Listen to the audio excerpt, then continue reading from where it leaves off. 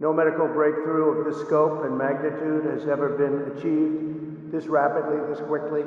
Operation Warp Speed is unequaled and unrivaled anywhere in the world, and the leaders of other countries have called me to congratulate us on what we've been able to do. We've helped many countries with their ventilators and all of the problems they were having, and I'd like to congratulate everyone involved in this effort. As we enter the third year of this pandemic, we're making new discoveries on how to end this. We've seen the ways COVID has progressed and what we can do to protect ourselves. As the virus spreads all over America once again, many are looking for someone to blame. For some, it's a certain controversial public figure. Former President Donald Trump was the first to deal with the COVID crisis when it started in 2020. He started off with flat-out denial when it first came out, saying, "I think the virus is going to be fine." He managed to handle COVID in ways many people disagreed with. He blamed China, Democrats, and everyone else who seemingly opposed him. Many Americans were angry with him for not taking any accountability. They believed he could have taken action a lot sooner. It took him until March 2020 to declare COVID as a crisis. He then placed a stay-at-home order to slow the spread of the coronavirus,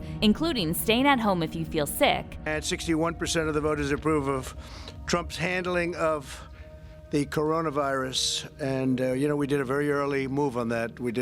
I was criticized by a lot of people at the beginning because we were the first. We'd never done it before. We closed our borders to certain areas. When Joe Biden got into office, he shifted his energy towards him. He said Joe Biden kept talking about how good of a job he's doing on the distribution of the vaccine that was developed by Operation Warp Speed, or quite simply, the Trump administration.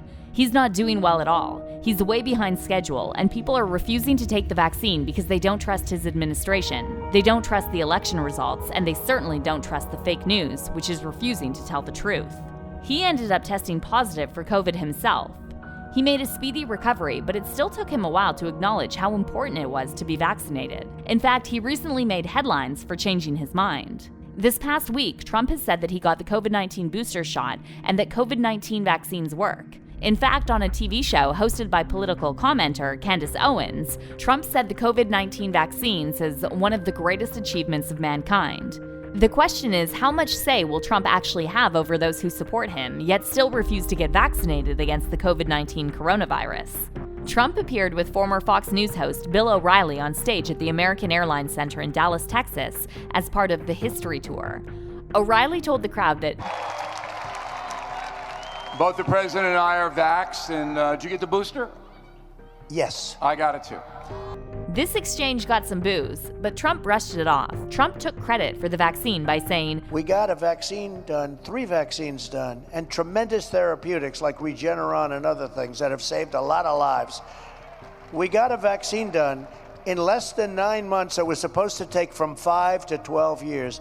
Nevertheless, Candace cut off Trump, praising the vaccine during the interview with her, saying, And yet more people have died under COVID this year, by the way, under Joe Biden, right, than under you, and more people took the vaccine this year. So Trump responded by saying, The vaccine worked, but some people aren't taking it. The ones that get very sick and go to the hospital are the ones that don't take the vaccine. But it's still their choice. And if you take the vaccine, you're protected. Look, the results of the vaccine are very good. And if you do get it, it's a very minor form. People aren't dying when they take the vaccine. The vaccine doesn't offer 100% protection, though.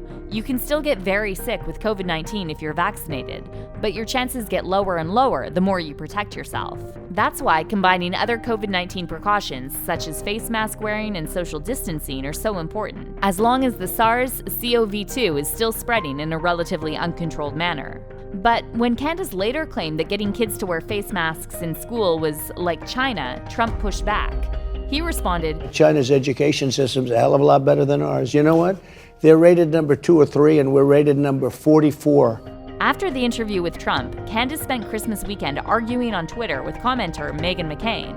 Meghan called Owens an anti-vaxxer, and Candace used subtler means to dismiss Trump's vaccine boosterism, arguing he's too old to find the obscure websites where people do their own research on the vaccines. Candace went on her Instagram Live to tell her fans how she really felt. She admitted that she recorded the video message because her donors and supporters were questioning why Mr. Trump would speak positively about vaccines on her show. He just genuinely believes that the vaccines are good. And he believes that because he comes from a generation, like people, you oftentimes forget like how old Trump is.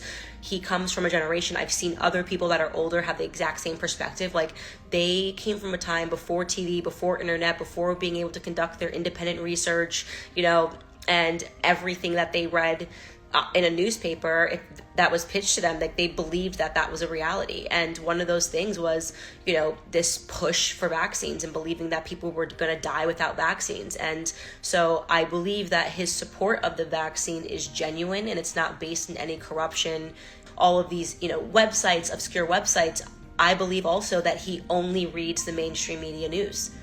Believe it or not, I do not believe that Trump reads or partakes in any other news sources. The New York Times released a statement on his stance, saying, "In the years since the first shots began going into arms, opposition to vaccines has hardened from skepticism and wariness. Unvaccinated Americans this year have made up the vast majority of severe cases and deaths from the virus. And health experts say the roughly 15% of the adult population that remains stubbornly unvaccinated is at the greatest risk of severe illness and death from the Omicron variant." Many people have had quite a reaction to this, like Alex Jones turned on him, saying on his podcast, "This is an emergency Christmas Day warning to President Trump.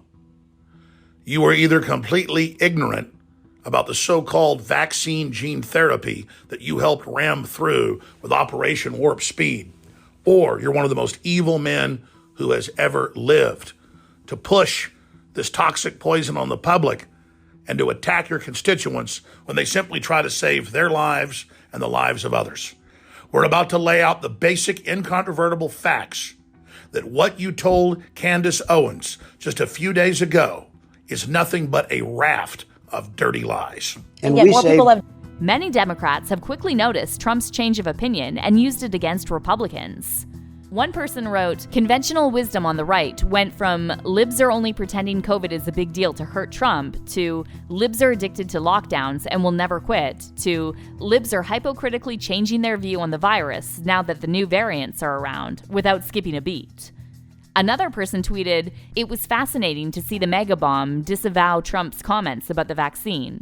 It goes to show that the apparatus is now stronger than the man. Their allegiance to Trumpism exceeds their allegiance to Trump. Trump is Frankenstein, but Trumpism is Frankenstein's monster."